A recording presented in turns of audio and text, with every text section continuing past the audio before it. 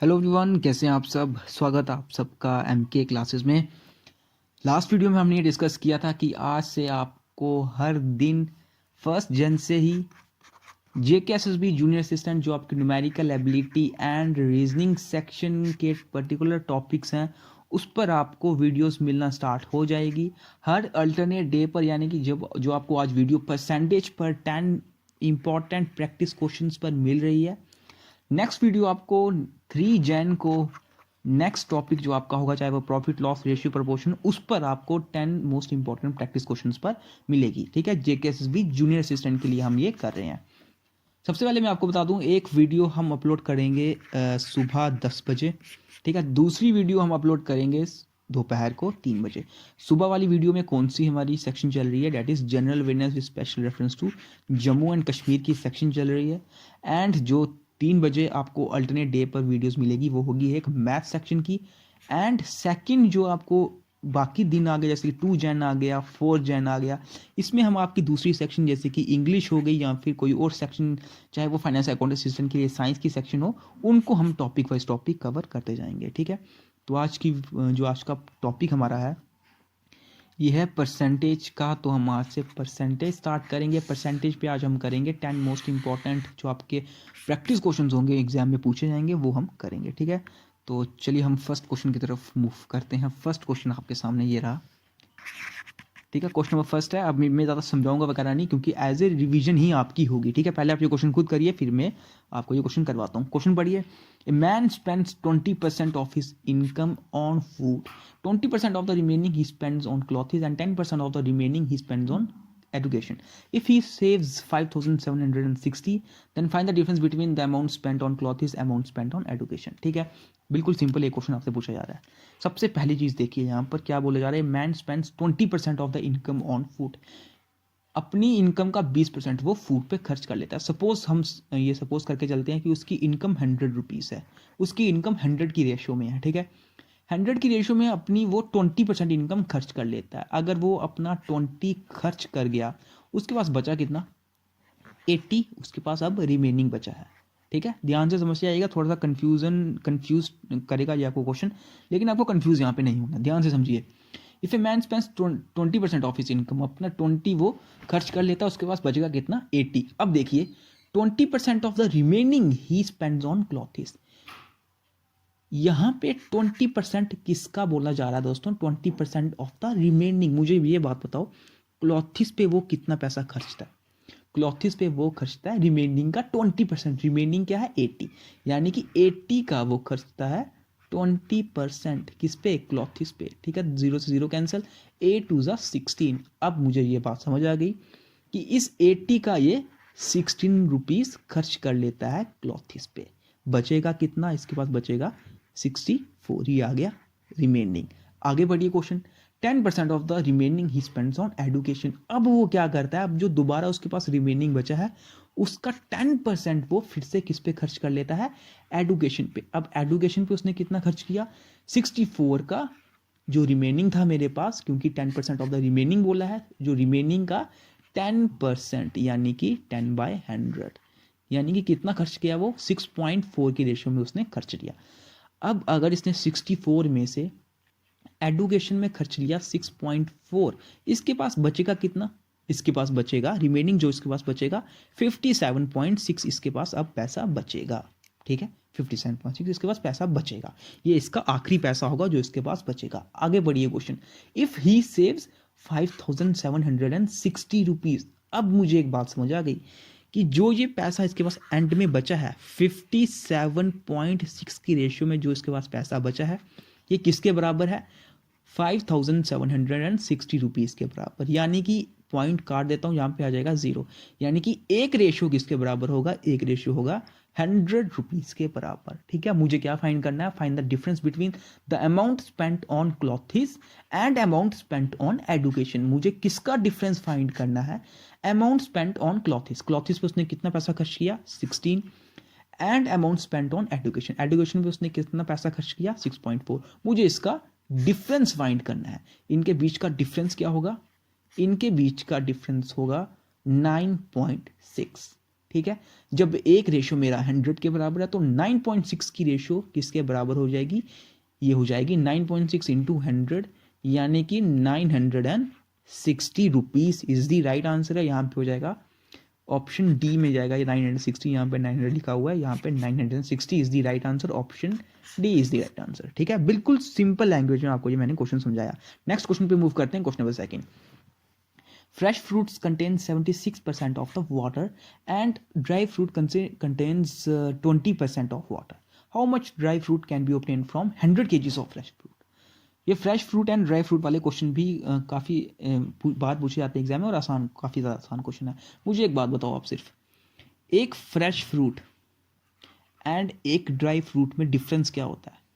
एक fresh fruit क्या होता है, जिसमें पल्प प्लस वाटर होता है, यानी कि पानी काफ़ी मात्रा में होता है, इसलिए वो फ्रेश फ्रूट आता है। लेकिन वही फ्रूट ड्राई कब बन जाता है, जब उसमें पल्प जो होती है वो तो वैसी रहती है, लेकिन उसमें पानी की थोड़ी कमी आ जाती है, पानी थोड़ा सा कम हो जाता है उसमें, तब वह जाके ड्राई फ्रूट बनता है। अब मुझे एक बात बताओ, जो पल्प फ्रेश फ्रूट में थी वही पल्प ड्राई फ्रूट में भी है। इसका मतलब ये हुआ कि दोनों फ्रूट्स में वाटर तो चेंज हो जाता है, लेकिन पल्प वैसे ही रहती है। वाटर तो कम हो गया फ्रेश से ड्राई फ्रूट में, लेकिन पल्प वैसे ही रही। अब मुझे बात बताओ, अगर मैं फ्रेश फ्रूट यहाँ पे एक्स ले लूँ एंड ड्राई फ्रूट को मैं यहाँ पे एज वाई ले लूँ, तो दोनों में पल्प जो होगी वो तो बराबर रहेगी। जो पल्प फ्रेश फ्रूट में होगी वही पल्प ड्राई फ्रूट में ही भी होगी। फ्रेश फ्रूट में पल्प कितनी है, फ्रेश फ्रूट में पल्प कितनी है, एक्स। ठीक है, यहाँ पे एक्स क्या है, फ्रेश फ्रूट। पल्प कितनी होगी, अगर इसमें 76% इसका पानी है तो इसकी पल्प कितनी हो जाएगी, इसमें पल्प हो जाएगी 24%। ये हो गई पल्प ऑफ फ्रेश फ्रूट। ठीक है, ये किसके बराबर हो जाएगी, ये बराबर होगी पल्प ऑफ ड्राई फ्रूट के। क्यों, क्योंकि पल्प दोनों में सेम ही होती है, सिर्फ पानी का ही फर्क आता है। अब ड्राई फ्रूट कितना है, वाई, और वाई ड्राई फ्रूट है, अगर इसमें 20% वाटर है तो उसमें पल्प कितनी हो जाएगी, पल्प हो जाएगी बचा हुआ 80%। ठीक है, अब बस मुझे एक्स वाई की रेशियो निकालनी है। 8 3 ज़ा 24 एंड 8 10 ज़ा 80%, से परसेंट कैंसिल, यानी कि x multiply 3 is equals to y multiply 10, यानी कि x अपॉन y की जो मेरी रेशियो आ जाएगी, ये आ जाएगी 10/3। अब जो मेरे पास ये रेशियो मिली है, ये क्या है, ये पता क्या है, ये इसमें ये बोल रहा है कि जो मेरे पास फ्रेश फ्रूट x की वैल्यू 10 आई है, इस फ्रेश फ्रूट का ड्राई फ्रूट बनने के बाद ये कितना रह जाएगा, 3 रह जाएगा। मतलब सिंपल ये है, अगर मेरे पास 10 kg का फ्रेश फ्रूट है, वो फ्रूट ड्राई होने के बाद कितना रह जाएगा, 3 kg रह जाएगा, क्योंकि उसमें पानी कम हो जाएगा। सिंपल लैंग्वेज में ये बात बोली जा रही है। मुझे पूछा क्या गया क्वेश्चन में, वो देखते हैं।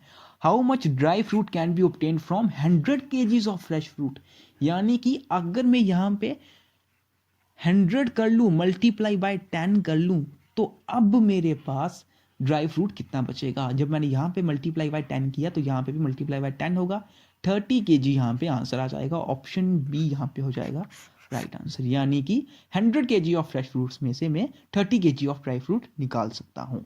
ठीक है, उसमें ऑब्टेन होगा। नेक्स्ट क्वेश्चन पे मूव करते हैं, ये भी सिंपल क्वेश्चन था। नेक्स्ट क्वेश्चन दोस्तों ये रहा आपके सामने। In an election between two candidates 75% of the voters cast their votes.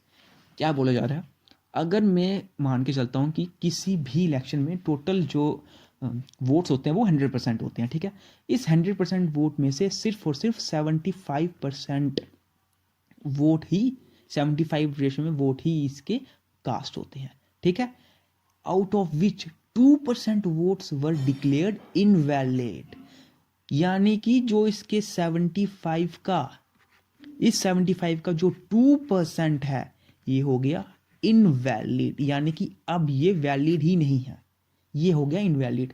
अगर ये इनवैलिड हो गया तो इसका वैलिड वोट क्या होगा, जब 75 का 2% इनवैलिड हो गया तो 75 का बचा हुआ 98% होगा वैलिड वोट। ठीक है, ये क्या होगा, वैलिड वोट। आगे देखिए, एक कैंडिडेट गॉट 9261 वोट्स, एक कैंडिडेट को 9261 वोट्स मिलते हैं, विच वर 75% ऑफ द वैलिड वोट, जो किसके बराबर होते हैं, वैलिड वोट का 75%।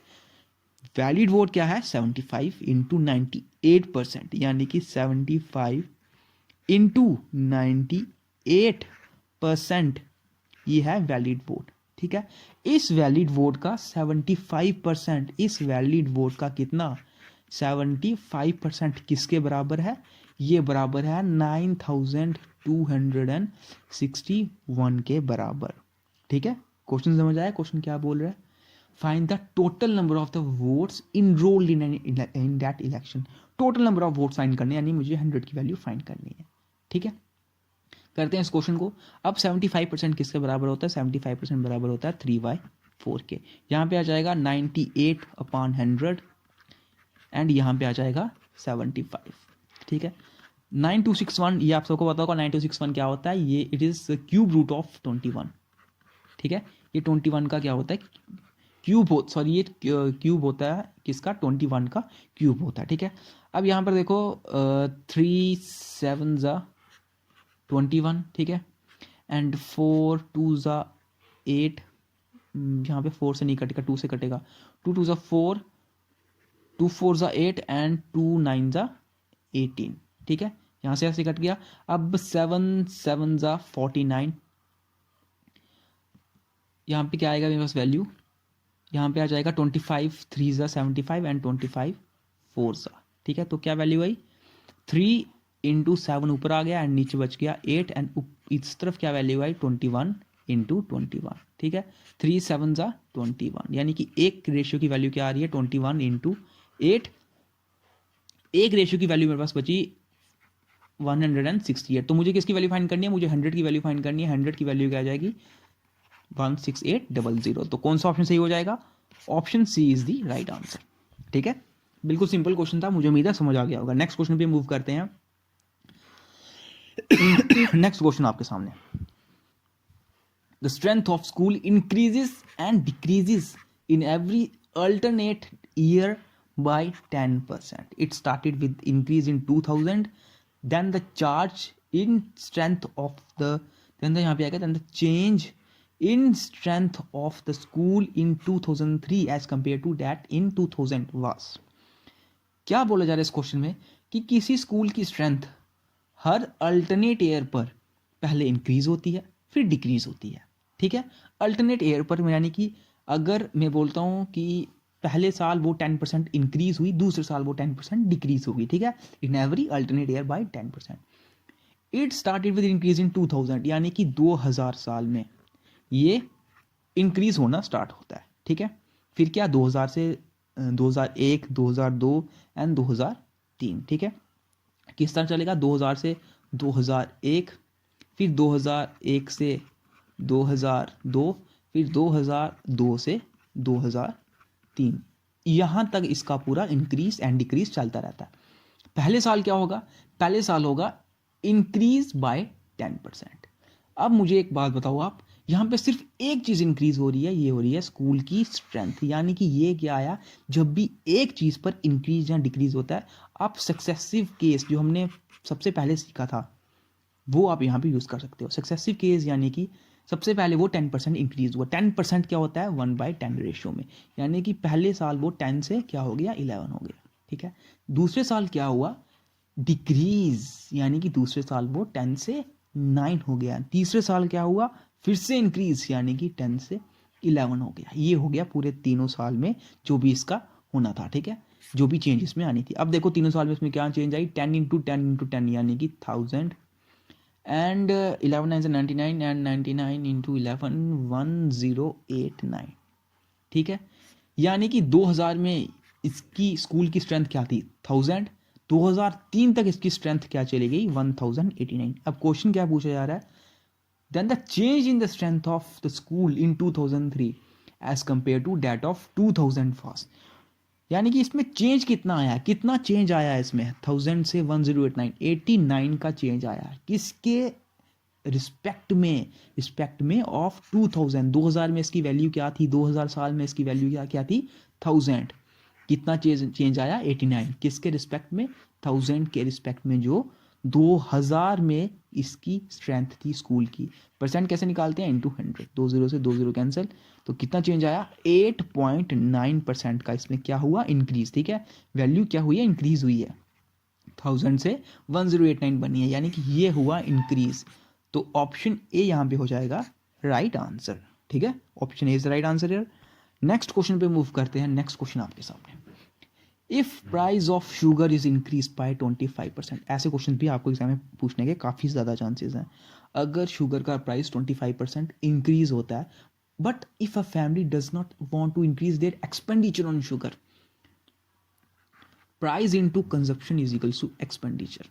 ठीक है, ये आपको पता होगा, यानी कि प्राइस क्या होता है, इनवर्सली प्रोपोर्शनल होता है कंजप्शन की। अब ये मैं पूरा समझाऊंगा नहीं, हमने पहले ही कर लिया।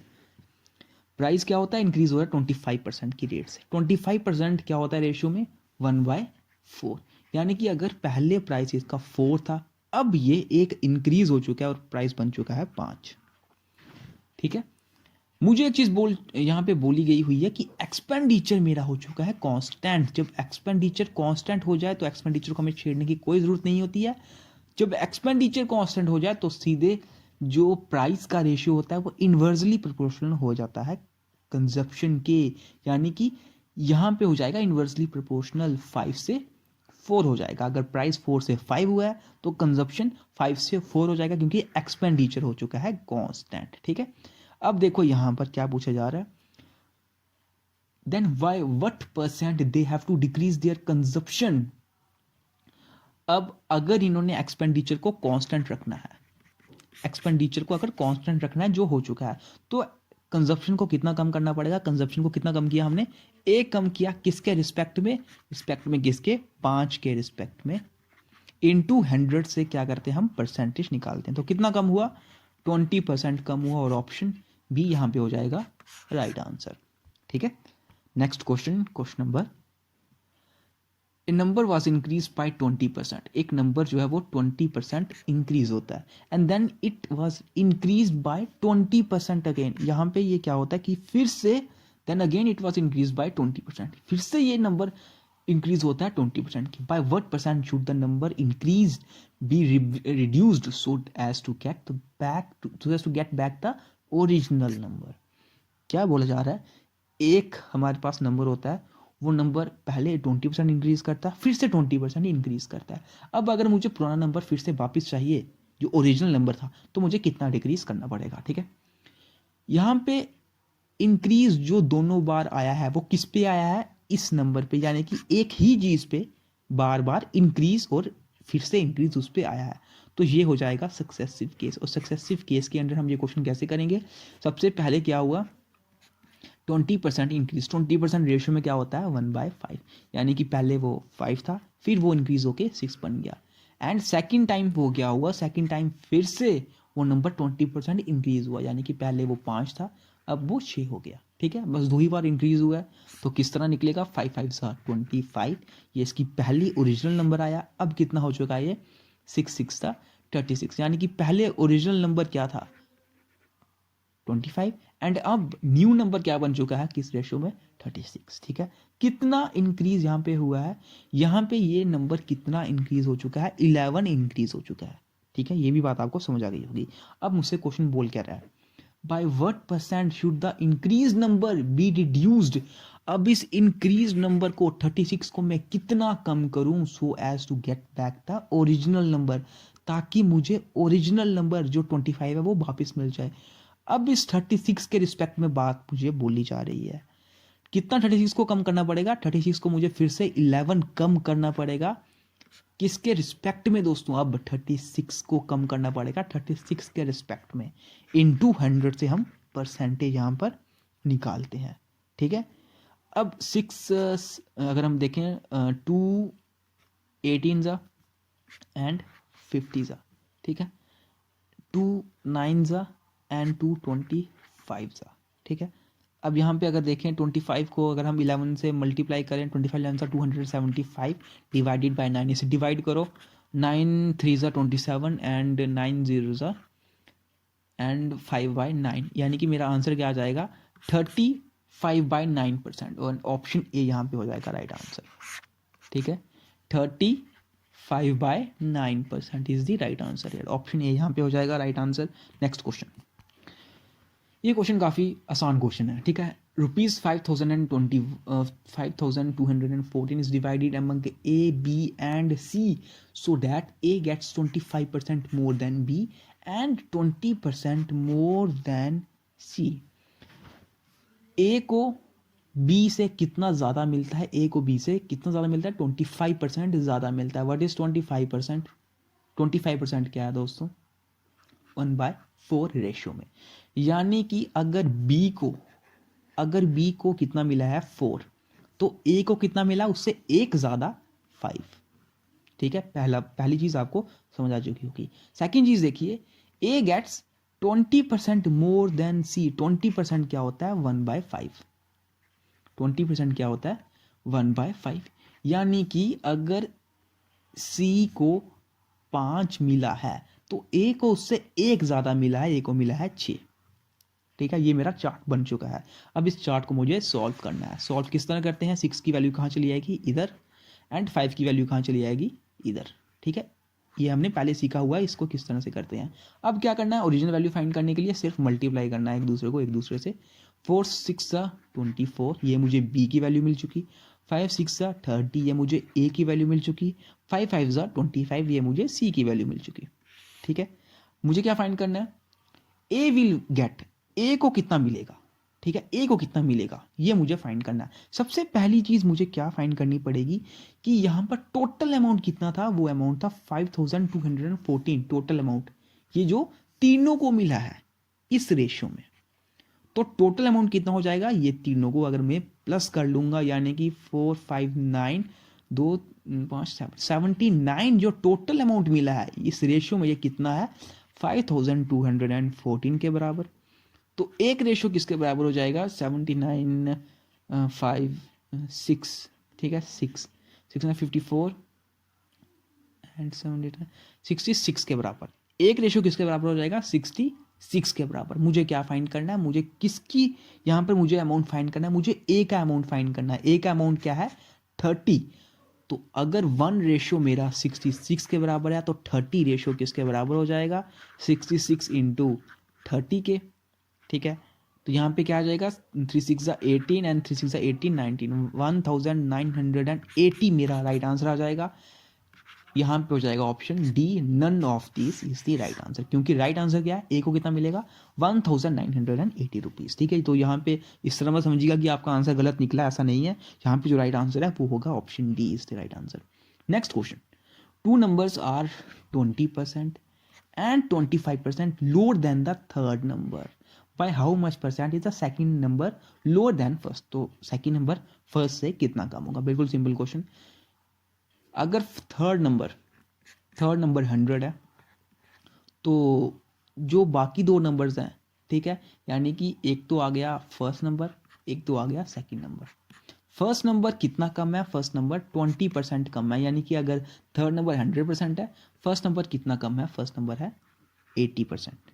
ठीक है, सेकेंड नंबर कितना है? 25% लोअर। यानी कि अगर थर्ड नंबर 100% है, सेकेंड नंबर उससे 25% कम है। कितना कम हुआ?